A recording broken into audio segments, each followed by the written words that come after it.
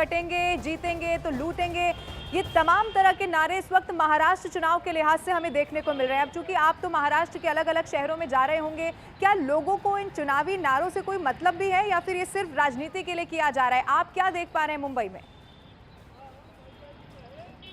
देखिए, अगर मतलब ना होता, इंटरेस्ट ना होता, ये रोचकता ना होती, इसमें ये एक तरह का, इसमें कह चाहिए कि एक तरह का रोमांच और रोमांस ना पैदा हो रहा होता, तो यकीनन आप ये सवाल मुझसे ना पूछ रही होती और मैं यहां से वेट करता हूं इस सवाल के जवाब की प्रतीक्षा ना करता। ये तो निश्चित तौर से पॉलिटिक्स में नैरेटिव्स हैं। अब ये मिसाल के तौर पे मैं कहूं, पीछे पपीता भी बिक रहा है, आगे शरीफा भी दिख रहा है। अब इसमें मीठा कौन सा है? जिसको पपीता चाहिए वो पपीता खाएगा, जिसको शरीफा चाहिए वो शरीफा खाएगा। ये तो बात नैरेटिव्स की है, बात प्रतीकों से है, बिंबों से है, लेकिन बहुत सीधा सा अर्थ है।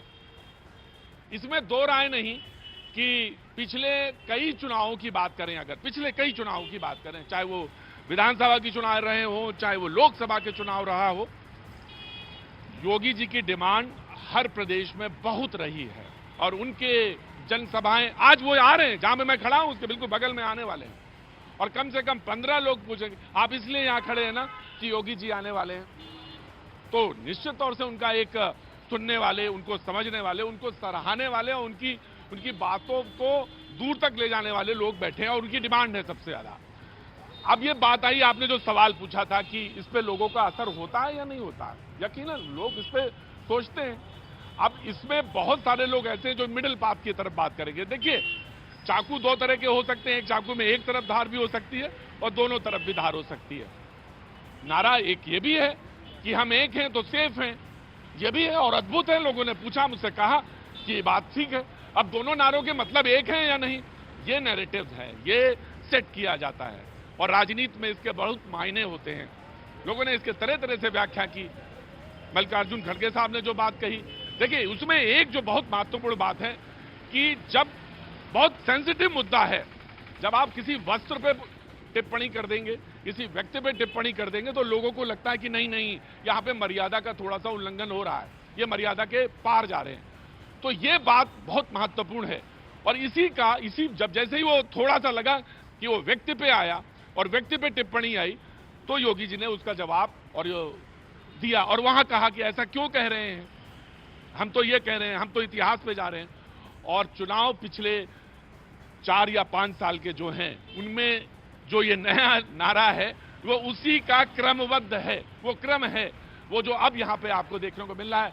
लोग इस पे प्रतिक्रिया दे रहे हैं। कोई ऐसी डिबेट नहीं गई लवीना, मैं आपसे बता रहा हूँ, ऐसी कोई डिबेट नहीं गई जहाँ मैं झारखंड में रहा हूँ पिछले 1.5 हफ्ते, उसके बाद मैं यहाँ लगभग 1 हफ्ते से महाराष्ट्र में हूँ।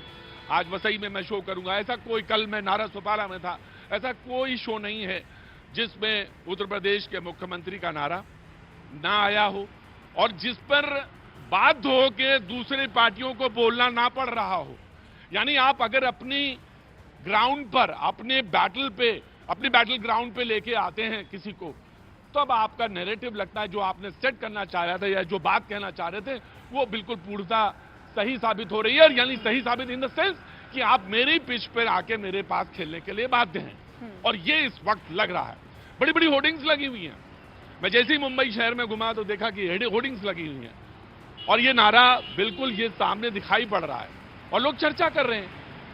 तो सवाल ये है कि आपने शुरुआत करी किसी की कि जहां पे जिस चुनाव में बात होती थी कि ग्रुप्स की, फिर ये बात होती थी कि नहीं एक तरह का गोलबंदी है, वो गोलबंदी का सिरा एक अगर बहुत पुराना है तो ये नया है और इसमें नया चीजें जुड़ती जा रही हैं, एक एक बाद एक चैप्टर लिखते चले जा रहे हैं। और शुरू अगर बहुत पुराना है तो ये उसी का क्रम का एक विस्तार है जो हमें सामने देखने को मिल रहा है।